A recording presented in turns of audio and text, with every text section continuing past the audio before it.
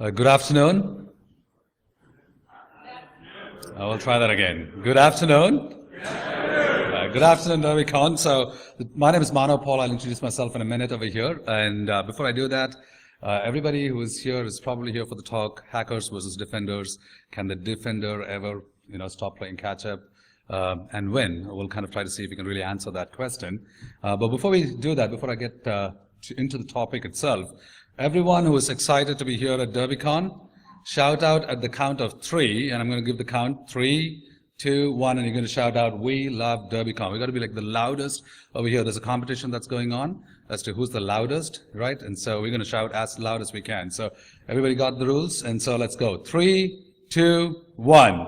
We love DerbyCon! Awesome. Who am I? My name is Mano Paul. It actually comes from Manoranjan Paul. I kind of introduced myself, and I usually abbreviate it to Mano Paul because there was a colleague of mine who used to think that I was actually spelled, the way they would pronounce my name was spelled Marijuana Paul. All right?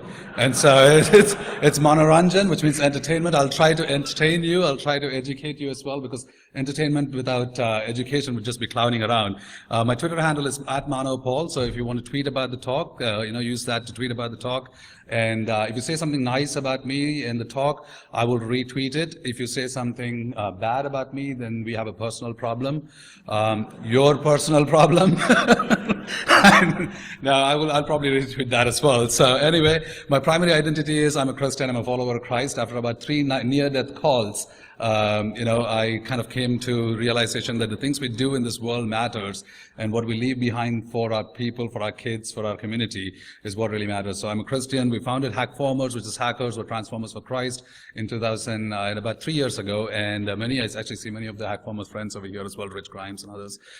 So thank you for the support. We actually teach security, teach Christ, and teach security in Christ. We're based out of Austin, and there are other satellite chapters wanting to be interested to be spun off. I'm a husband of 1. I've got to be careful when I say this because I speak very fast. And I'm a husband of 1 and a father of 2, because if I switch that around and I say I'm a husband of 2 and I'm a father of 1, my wife is going to kill me over here. And I love my wife, Sangeeta, and I've got 2 beautiful and wonderful boys, Ruben and Itai, 9-year-old and 3-year-old. And so I'm very thankful to God for the gifts that He's given us. So, and Ruben is actually a rap star. He just had his, Ruben, come on over here for a second. I got to do this because he just had his second time at DerbyCon. He spoke a couple of hours ago, and he just got his 1,000th follower at DerbyCon. So DerbyCon, we love you, on Twitter. So what do I do for my day job? I actually work in information security training, primarily as the CEO of Securus Solutions. I've written a couple of books, The 7 Qualities of Highly Secure Software. It's a good read for you if you're interested in kind of doing an anecdotal, allegorical kind of way of looking at secure software itself. Also the official guide to the Secure Software Lifecycle Professional, which is used for the certification exam with ISC Squared. So I wrote the first and the second edition of that book as well. And then before I came to the world of security, I used to deal with sharks. So I used to live in the Bimini Islands in the Bahamas, and I came into the world of security from the Bimini Islands, and that's a different story that we could talk about over beer or something, as to how I made that transition. So I was a shark biologist, and now I'm a security professional.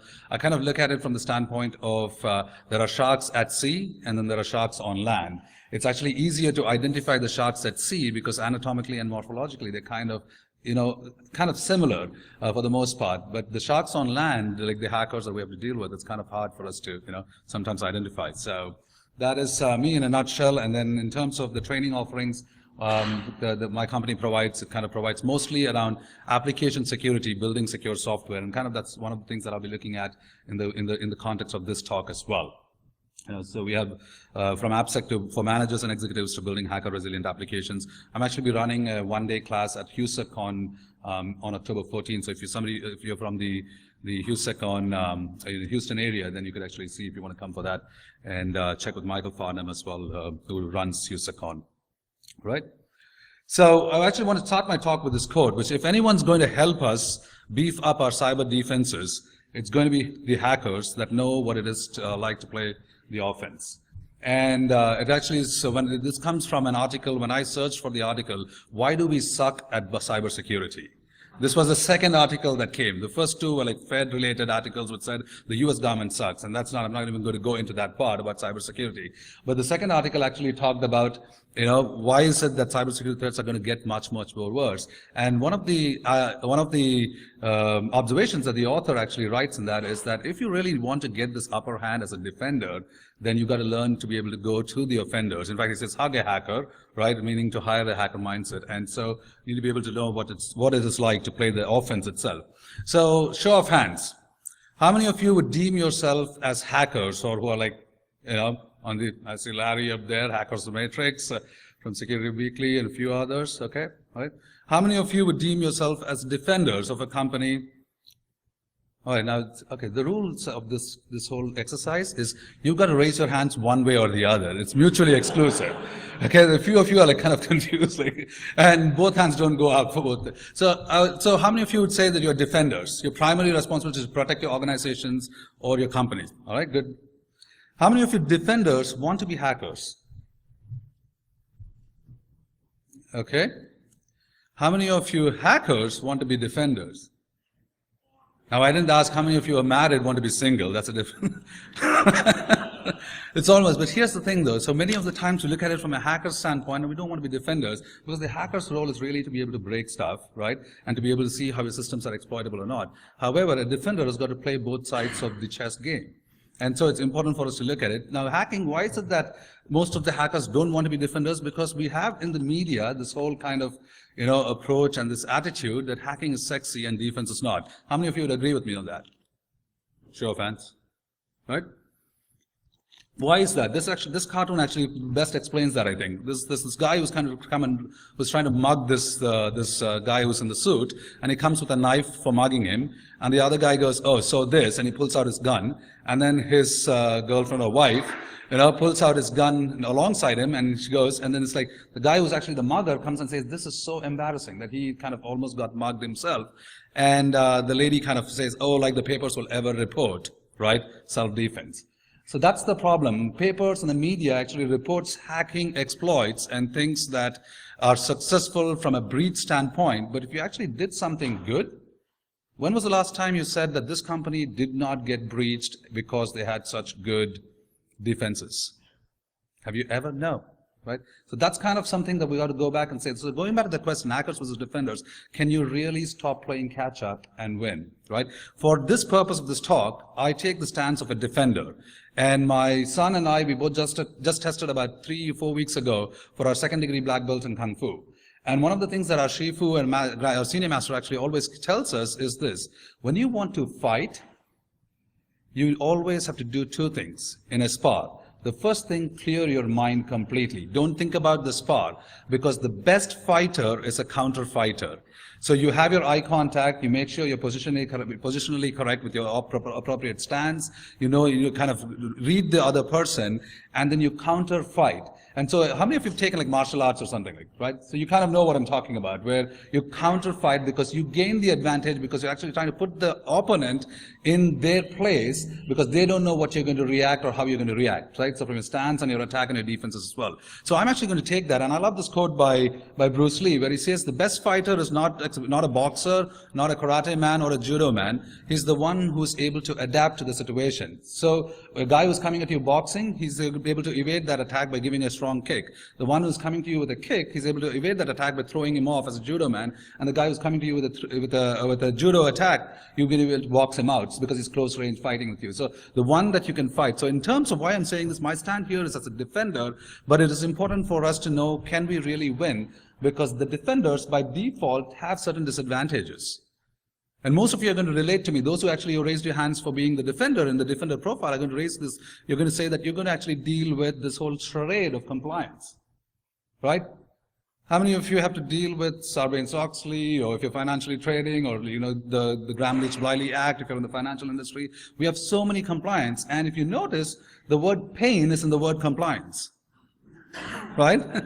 The word lie is also in the word compliance. Often you find like you want to lie to your auditors, right, to get away from the situation. And so we have to always constantly kind of trying to get this. And then how many of you have been in a audit meeting where a compliance auditor was auditing the control evidence in your organization?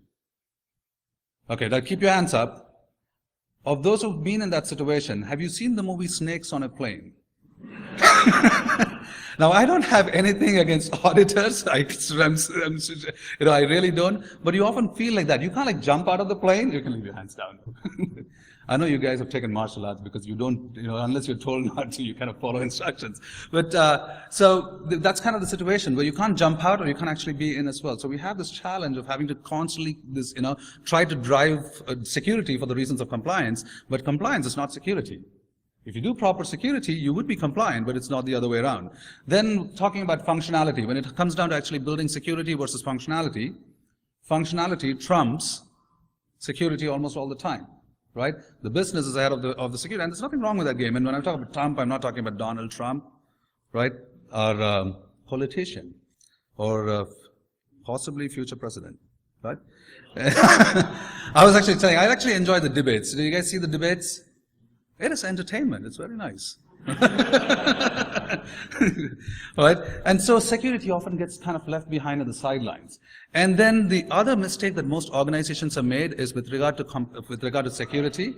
In order to address software security and issues, what is the first charter of thing? They'll actually go and buy some tool.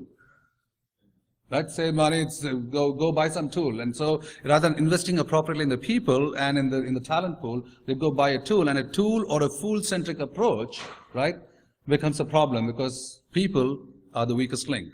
Now, when I talk about people are the weakest link, why are they the weakest link? The weakest link because they implicitly trust, right? And so in order for the defender to ever stop playing this catch-up game and to win, what are some of the things we can do? In other words, what I'm asking is, if hacking is sexy, can defense be sexier? Right? I asked around before I came into this talk, and I asked some of the other speakers and other folks as well, and I said, can the defender ever stop playing catch-up and win without batting an eyelid? They actually said no. I was like, that's not the premise of my talk, though. Because there's got to be something that is different. So can defense ever be sexier? I'm actually encouraged to hear that some of you feel, yes, it can be, and it will be, and you'll see through the course of the talk as well. So the attitude that most we hear about is that the attacker has the advantage, the defender has the disadvantage. What are some of the reasons for that? One, they say that the attacker doesn't have to play by the rules of engagement, whereas the defender has to play by the rules of engagement, right? The attacker is seeking to enter into one entry point, whereas the defender has to guard every single entry point. The attacker can attack at will, at whatever choice and whenever they want to, and the defender has to be a vigilante 24/7, right? And 365 days a year. So if somebody asks you a question as a defender, how do you sleep at night? What should your answer be? You don't sleep well. Or I'll give you what you can actually do to get away from the situation. You say, I sleep like a baby. Every 2 hours, I get up and cry. Right? That's the situation we are in. And so when it comes down to, right, so Michael Howard, a good friend of mine who wrote the Writing Secure Code book, he actually, from Microsoft, he actually kind of came up with this attacker's advantage was the defender's dilemma, and he had posted recently this thing about the attacker's advantage was the defender's dilemma, about this entry points and the vigilante aspect of it. And Mubix, who we all know from, the Metasploit Minute, Rob Fuller, he actually came back and he said, I don't like this attitude, I actually hate this attitude because it's a defeatist or it's a defeatist attitude. And then Michael responded back by saying that it's really not a defeated attitude. I'm not trying to actually say that it's a defeated attitude. It is a defeatist attitude. It's kind of a call for the defenders to be diligent and vigilant, right? And so I kind of agree with both of them. I agree with Rob as well as I agree with Michael in terms of what their analysis. But I actually agree even more with another friend of mine, Carl Sampson, right, who's from the, shout out to the Proverbs Hackers groups, if you guys are from the Proverbs Hackers, good job, right? And with Carl over there, he actually responded back saying, I don't think it's really about defeating or having a defeated attitude or not. It's really about a different mindset. It's just a difference of mindset. So what we really need to answer that question, can the defender ever stop playing catch up and win, is if the defender, has a different mindset. So people may be the weakest link, but they can be the strongest defense if, and only if, they're trained and educated about hacker types, hacker tools, and hacker techniques, right? So we look at hacker types. What motivates a hacker? So why do hackers do what they do? Pizza, somebody said pizza. Money, okay, financial gain, somebody else? Sorry? Fame? Fun, okay. Psychopath. All right. Actually, you guys are all right because you guys can do this talk, right? Because you actually covered everything that I kind of put into 3 or 4 C's. They want to be cool, they want to have cash, they have a cause, or it's reason for some country or something like that. And so we look at the hacker types. Hacker type, cool. And why is it important for us to know these? We'll see that in a minute. But from the hacker type, it's the one who needs to be cool. It's actually somebody who said fame, right, or ego. Because often hacking is directly attributed to intellect, right? And if you're a hacker, you must be really brainy, right? And failing to realize that common sense may not be very common. Right? So it's not that hackers, they have intellect, and I don't disagree with that at all. Now, but the driver primary is fun and fame. Somebody also mentioned fun. They just do it because they can. It's fun to do, right? It's easier to break stuff than to build stuff. How many of you go and try to put together Lego blocks without really having the instruction manual? Right? It's fun actually to build stuff without instruction, but we kind of try to build and conform to things. But how easy it is to break something that you built. Very easy. You don't have to actually follow instructions. So they kind of do it for fun and fame mostly. The other one was, somebody mentioned financial gain, right? Or cash. Cash is the primary driver in this case, where in terms of the cybercrime service economy, an article that was published in 2008 by the Harvard Business Review, actually at that point in time said it was $1.5 billion. This is 2008 we're talking about. The Norton cybercrime report in 2011 reported it was a $338 billion in the cybercrime economy. That is a huge money pot, right? That's a fantastic article. I would actually ask you to go read both of those because it's important for you to kind of know where it is. But financial gain essentially is the driver. The other type of hacker is the cost-based hacker. Somebody who's trying to promote an agenda, a propaganda. They're trying to, deliver a message. They're doing something because it's really not fame or money. It's not really financial gain, but they want to deliver a message. They want to deliver it really strong and hard, right? So they could be internal. So an internal would be a disgruntled employee who's not very happy with the company, who may actually leave with a logic bomb in your system. So I asked once in a class that I was teaching, and I said, so how would you define a logic bomb? One of my students actually responded and answered, logic bomb is a going away present that the employee gives the employer. Right? Because they can do damage since they have access to the internal code set before they leave. So it could be an internal employee or it could be an external aspect in terms of hacktivism and active. It's important to recognize those since they don't seek fame or finance really, they're actually seeking anonymity. And so fame is not the driver, so how do you actually control these against your organization? So it's important for us to look at. And the last one is, of course, the hacker type, which is a country-based or kind of from a military standpoint to have a military advantage. Now that actually is a pretty cool picture where it talks about Cold War nuclear analogy for today's cyber threat. And the question over there is, what will be the warrior guardian of the future look like? And there's a guy in the back with his laptop saying, yo dude, back here, right? That's kind of the picture we're dealing with because somebody who controls the bits and bytes can actually turn on or turn off a nuke, right? Because they're all now connected and interconnected. So we kind of have to deal with, and these folks, you often rely on like APTs, like advanced persistent threats and stealthware, as opposed to just the things that bring them fame. Now, what is important to recognize is most of these stealthware and these APTs, if you go back and dissect it, you would find out that many of the time these attacks that they've been able to get into our organizations are with very common attacks. So that's the good news. So if we know as to how common attacks work, then we'll be able to protect against, even serious threats. So why is it important to understand hacker types? And understanding of your hacker threat profile helps defenders how to defend and protect against them. And kind of if you look at the art of war or the art of cyber war in this case, knowing your enemy, right? Knowing your cyber enemy is equally important as knowing yourself and the controls that you can build into your systems and software. So that's hacker types. Now, with regard to hacker tools, they need to be educated as well. So what do hackers really use to hack? So we have kind of, if you look at most of the tools, you kind of use distros, Kali and others, exploit frameworks, Metasploit Beef, toolkits like the social engineering toolkits. You have custom scripts that they would write. They have their own tool bag in terms of what they would use. Now, what is happening is they use a set of weaponry to gain access into our systems and software to breach our organizations. But what are the tools that are there in the hands of the developers and the development staff? What if I told you that you don't bring a knife to a gunfight? So we want to defend, but we're really going with knives against gunfights, right? Now there are certain situations, right, in the case where I would tell you, if you take a knife to a gunfight, you're going to have a bad time. Unless you bring a gun to a knife fight and you stab them while they're laughing, which means you've got to be really fast and you've got to be first, right?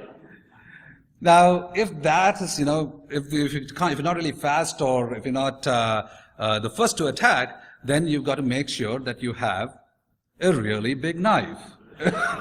You guys know what movie this is from? Crocodile Dundee, right? So that's not a knife. This is a knife. It's like you don't go take a box cutter to a knife fight also, right? What are you going to do? Like box them when they're trying to cut you, or cut them while they're trying to box you? That doesn't work. So you take the right tools for the job. By chance, if you do end up winning in this situation, you bring a knife to a gunfight and you leave with a new gun. But the important thing is that we take the right tools for the job. So can dev teams be given security tools? This is a problem that we often have to face, because you have to answer the question, like, can you really give your development teams that question? How many of you have had to come across that question and try to answer that, right? We've had that situation in our organizations. So can I really give my dev teams this tool? So what happens is, in most cases, they will say no. I actually say you need to equip your devs with security tools, taking into account a few things. The first and foremost, regulations of the land, right? Like in certain countries, you can't actually have security tools, even for like research purposes and things like that. So you need to take into account those regulations of the land, because the law of the land will trump everything else, even your corporate policy. Now, given that aside, if you actually have the ability to be able to allow your dev teams to be able to have some of the security tools that a hacker would use, then you should only do that if you have appropriate organizational maturity. The maturity aspects that come with proper software development, security processes, system development processes that need to be in place, having appropriate processes, and you have that done in a controlled environment. So like when we go to train for our weapons that we use in our Kung Fu sparring classes, what we end up doing is we are asked to actually go to the Koon and test. We don't go to a bar fight to test how offensive and defensive we have, right? So you go to the appropriate place. We go to our school, our Koon, and that's where we test, because, it's padded and you make sure that you don't offend or hurt anybody as part of the training itself. But we learn both offense and defense in a very controlled environment. We need to do the same within our organizations as well.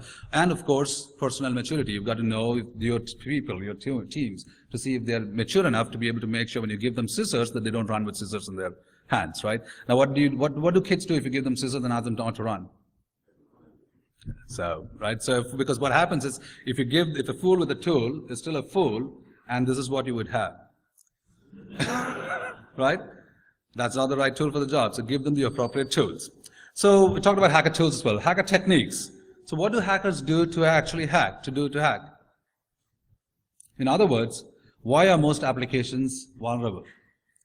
So if you actually go back to the report, this was actually what report was this? This was the Verizon, the data breach information report, security report, the data breach report that Verizon published.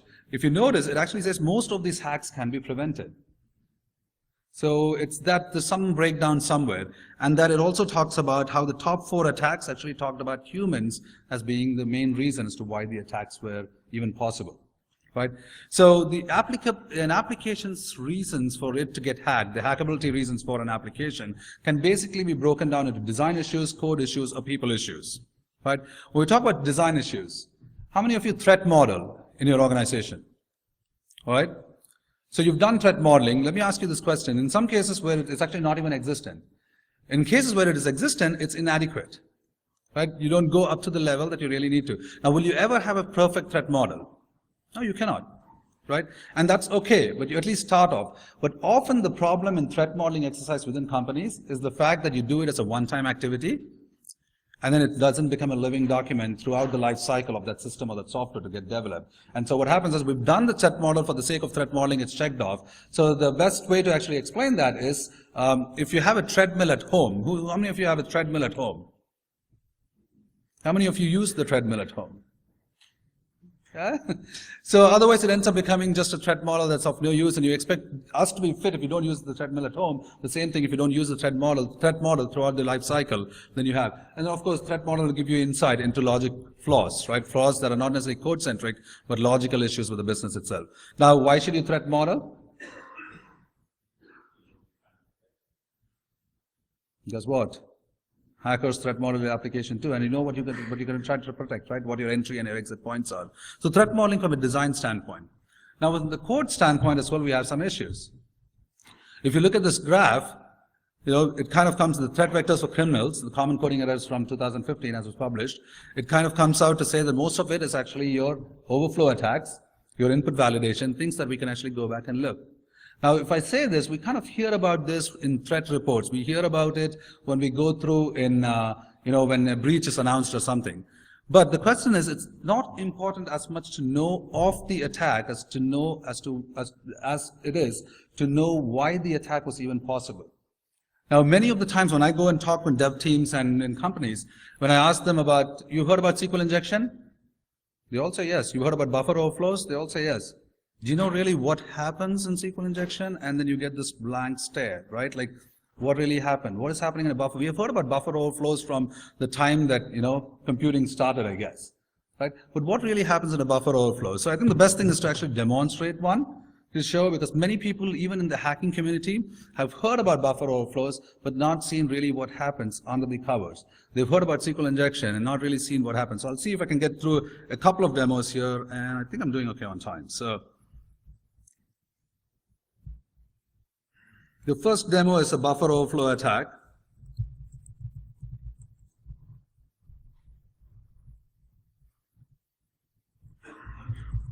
And in order for buffer overflow to work, there is actually a technique in new operating systems called address space layout randomization. And essentially what it is every time the program runs on the system, it randomizes the address space. It's from Windows, in Windows, I believe 2007 and later, they have it by default. And then kernel space 2.6. 6 in Linux, I think they have it turned on by default as well. You can kind of actually go and see where it is. You can go in Linux, you can go to the kernel and see if it is turned on. And if it's 2, which is the default, it's turned on. So you really want to turn that off. And I'm doing this for the purpose of the demo. But I also found out that it really, even if I leave it at 2, it still actually does an overflow when I put it into debug mode to see it. So echo 1 into that, and then when I cap that out, so now I have 0 on that. So I kind of turned off ASLR. And now in this I have a very simple C script, which is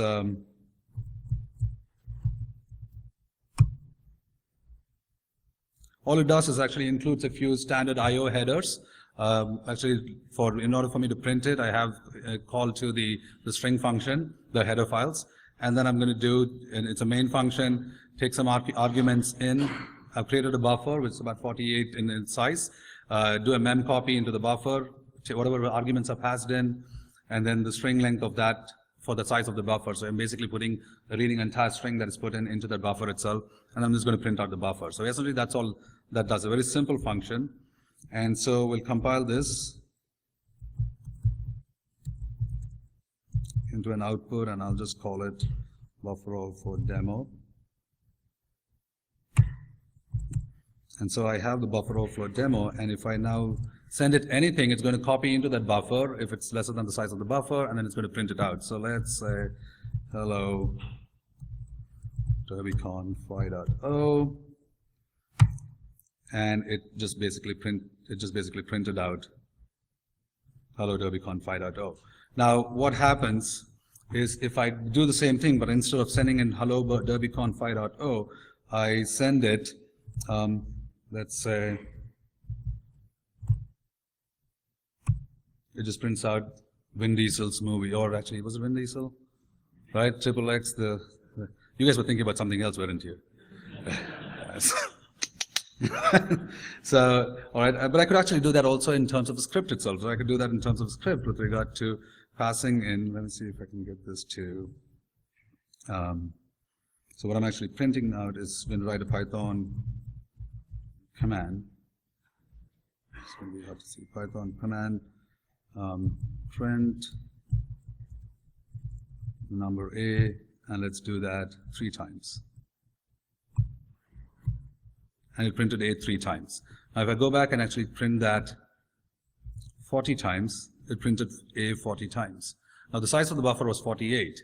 So if I go print, instead of doing 40, I do actually, let's say 400, I get a segmentation fault.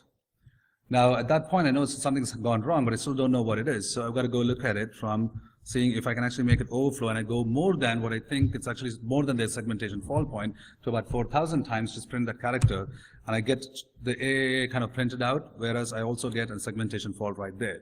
So what happened is there's something that's gone wrong. So let's put this into actually a debug mode. And it loads basically the symbols in. So I'm in debug mode. And what I can now do is interact and run this program and see what is happening inside in the registers. So I go and do the same function.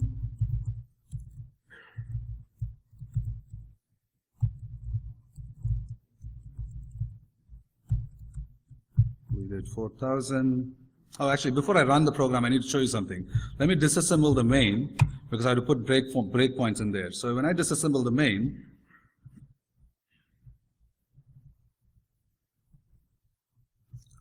you would notice that the memcopy function is instruction set 58 from the start of the program. So I've got to go put a break there at the main plus 58, because I want to see what the values are in the register before the buffer is actually written into. So I've got one breakpoint there, but I also want to be able to, before it actually returns and quits the program, I want to see the values in the register. So I'm going to do another breakpoint at 80, which is before it leaves the program. So do a break. And so I've got two breakpoints right now. And so when I run this program, it's got to break at those breakpoints.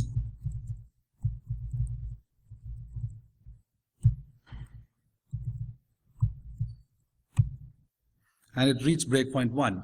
Now looking interactively into the registers, you notice that the return base pointer and the stack pointer, they have an address space, which is a valid address space, because the function to copy in hasn't taken place. This is the breakpoint before the memcopy actually took place. So you have D2, D0, and D290 for the base pointer and the stack pointer. Now if you go back and let's continue the program, so I wanted to copy in, it hit breakpoint 2, but let's go back and see the registers. Has it actually done anything at all?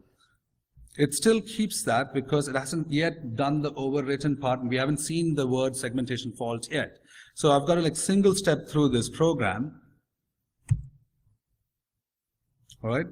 And so I'm single stepping into the program to see what's now taking place. Now the buffer is getting, whatever I passed in is now getting written into the buffer. So by interactively looking at it, the base pointer is no longer the D2, D0, because internally what has happened is the value that I passed in has overwritten the address space, which is hex 41. ASCII for A is hex 40 is 41, and then the hex value is 414141, a couple of strings of those. So we actually overwrote the address pointer. So an attacker knows that if you don't do proper input validation, don't do proper string length checks before you copy into the buffer, you actually see they can actually overwrite it and then point it to an address space that they have their malicious code, their rootkit or shell code, or the payload itself. So when you kind of go under the covers and see what's happening, you kind of see what's really taking place in terms of the attacker being able to gain advantage of your system because of improper checks, right? Now, of course, you have safe APIs and things like that that you should be using in your code, so you don't have this, and you can also rely sometimes on the ASLR itself, or the data execution prevention, or the execution stack protection, that's in the OS itself. So that's one part of the attack to demonstrate. The other one I want to actually demonstrate is from Windows, and we've heard about SQL injection, and I did, so I have a website here. I'm actually going to this is a website I'm building with my son to help him learn about security, and then I thought I was kind of show this. We're kind of working on some of these attacks, and so what happens really behind the covers of an injection attack itself? So you have an application, and you're going to try to sign in. Anybody want to give me your username and password for? No way? Come on, you guys can trust me. Huh? Who do you want to try? Let's try Donald Trump. What do you think his password is? What? Win? Fire. You've been fired. All right, so we'll just go with some, I'm going to just type in a password and see. User does not exist. So kind of basic things in terms of, an input form, this could be a bank application, it could be an application you're developing internally for users to log in. So in terms of testing for an injection attack, one of the common things we do is we check to see if it is injectable to an apostrophe or 1 equal to 1 attack, and I'll kind of explain as to why that actually even takes place. So you sign in, and it did bypass authentication, and it gave me Bruce Wayne's account. All right? So just do the or 1 equal to 1, and it went through. Now, as a hacker, you're kind of looking at it, or you're going to be like, okay, if that is injection prone, let me see what else I can do with this. And somebody who's kind of a little bit adept with regard to querying, like building queries, can go back and say, I could try having 1 equal to 1 attack. Check. And essentially, the user now, the application gives back an error, and it tells you that the user ID is invalid, right? Because it's not there in a group by clause. That's the yellow screen of death, absolutely, with .NET Framework, right? If you don't handle it directly, then you're going to see this. So you now see actually an yellow screen of death, and you actually still see this in many applications where it dumps out the error log, right? So improper error handling in place. So now I see this. Now it tells me, though, it's very kind to tell me that you didn't group by the user ID. So if I go and do a group by user ID, and I sign in, it tells you, you're pretty smart in grouping by user ID, but you're pretty dumb when it comes to user login. Right? So you didn't actually group by user login. So I then go and actually group by user ID, and let's group by user login as well.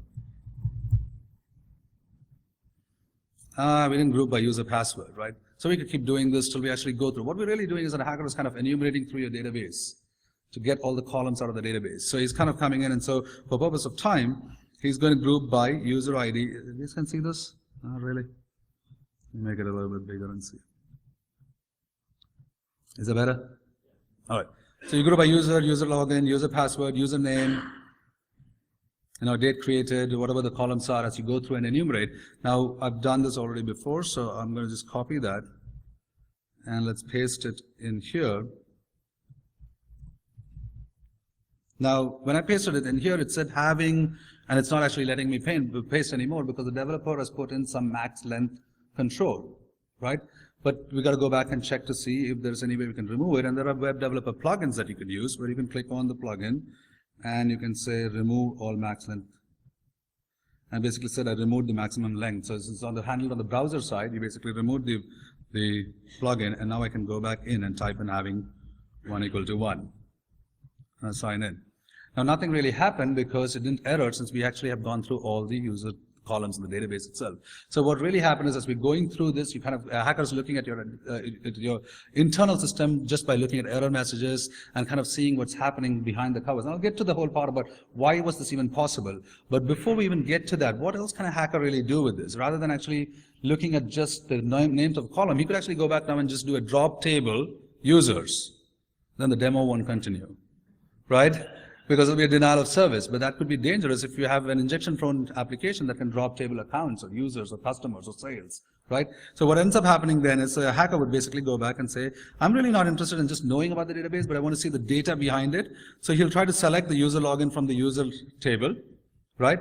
And see what the data type is. Or if I select all columns from the user and try that the username is greater than A, hoping that the first user recorded there is A or sorted by A and an administrator or so, they'll try to see if they can find that information. So just going and getting, select user login.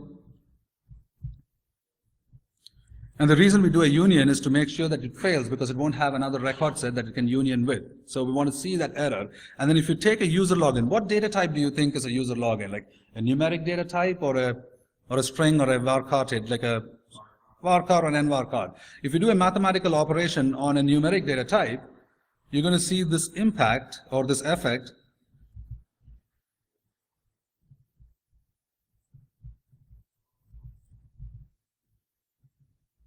that it was unable to convert nvarchar data type, and the data type was bwayne, right? So now you actually have the user login bwayne.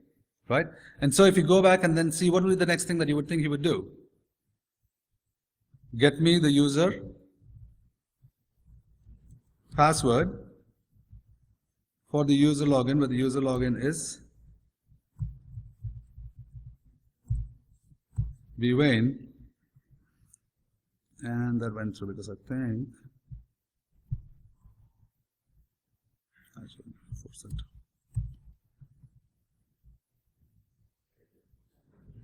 Rex is no Rex, right? It should really be Joker is no joke, I think, right? So So Bruce Wayne's account, right? So, but then a hacker really wouldn't go through and kind of look through each one. He or she would most likely do something where they'll declare a temporary table, and then I'll have to word wrap this so you can see the script. They'll declare a temporary table, select accounts and passwords, and then accounts and passwords into the temporary table, and basically do a recursive loop, and then you'll be able to see all the different usernames and passwords for that user table itself. But why did this really take place, or why did this happen? So if you go back to our presentation, buffer overflow, hey, stack overflow, right? It had basically overflowed the buffer itself, so it could not handle it, and we had an issue. Injection anatomy. The query in the code was really to build a query dynamically taking user input. And we see this where, when they were expecting something, the hacker inputs 1 equal to or 1 equal to 1, double dash, and that basically changed and puts that into the text username field, and it comes out where the query becomes select star from user, where username is nobody, like just a empty string, or 1 is equal to 1. And then anything after the double dash gets ignored by t is equal. So what happens is you basically got back to a condition where it came back as true. So where is 1 equal to 1? Is that 1 equal to 1? Always true, right? So in that situation, we kind of come back to a valid query that was injected in by supplying a user data type, user data, as if it was just data, but the backend interpreter interpreted it as a command itself. So you may be asking, what about code review then? Why is it that as defenders, we do code review? We actually have gone through this process and we say we've done code review, and yet our applications are, injectable or prone to attacks. So what's the problem with code reviews? So how many of you have to how many of you, when you go to a code review, have to realize the fact that you're reviewing the code, not the coder, right? But when you go to a code review, often coders kind of take it very personal in terms of, it's my baby, right? So they kind of take instead of taking an open mind to fix the code for issues, they kind of take a very defensive stand. And code review often becomes kind of instead of it being an integral process, it kind of is an add-on activity in many organizations. And so we've got to go back and make sure that it's integral to the part of the whole software development process itself, or the system development process. Manual inspection of code. In most companies, if you go back and actually do an audit of their software development lifecycle processes, and they'll say, we do a code review, and you ask them, can you show me evidence of it? What you would really get is kind of a tool run check, right? We ran this tool for static analysis or so, and we got this checklist of things. Most of the times, those things don't get really fully fixed before they go into production. So we're going back to that thing, but we're going to constantly keep playing catch up. So there are issues with that, and we don't handle all the inputs or the findings itself. So why do you need to do code review? Guess what? Hackers review your code too, because they'll find it as juicy as you would, right? If you have to protect against it. So the last one, of course, is people issues. The defender profile. Now, what in my experience of over a decade in the information security and software development world has been is this. We've often taken security-savvy, security-prone people and tried to put them into a developer mindset, right, to be able to protect our systems and software in the world we live in.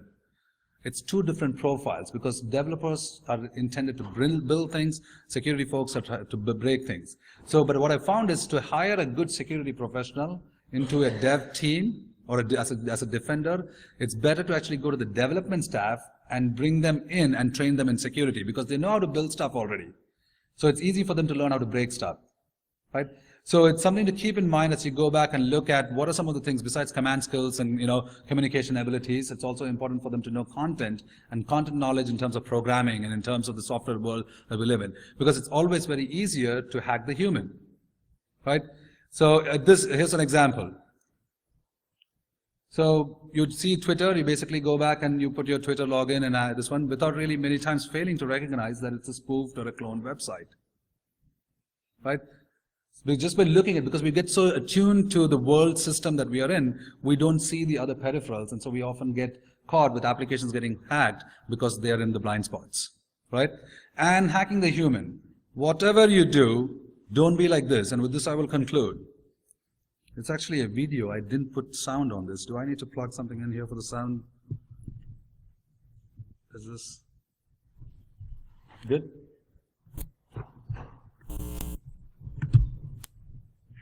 Yeah?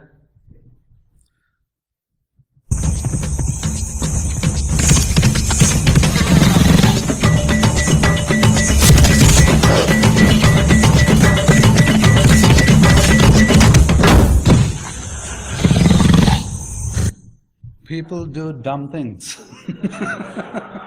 Right? So whatever you do, don't be like this. And I'm saying that because when my son first saw that video, he's like, that lion should not even eat that gazelle because it's so dumb. Right? So don't become like easy prey for hackers. So again, to kind of summarize, right? If you're really going to be able to, if anyone is going to be able to help us to beef our cyber defenses as a defender, it's going to be the hackers, right? And so in this case, really the defenders that know what it is like to play offenses. So you need to know the internal anatomy of what attacks take place, what really is happening under the cover, so that you can go and put the appropriate control sets. So defenders for the win, right? So understand hacker types, hacker motivations, the hacker tools that they actually use, so that you actually don't end up taking a knife to a gunfight kind of situation. Do hacker techniques like the hacker would, threat model like the hacker would actually threat model your applications and system, code review like the hacker would code review your applications and systems, and be trained and educated to think and act like a hacker, because a proactive offense is really your best defense, right? So with that said, I'm getting the 4-minute time check. So if you like this presentation or you did not like this presentation, you need an encore presentation for your company, you have security program development, consulting needs, or if you have any training awareness needs, then contact me. My email is mano@securesolutions.com, and I'm on Twitter at Mano Paul. Otherwise, have a blessed day, and thank you. Stop playing catch up and win. That's the defender with a hacker mindset. So thank you very much.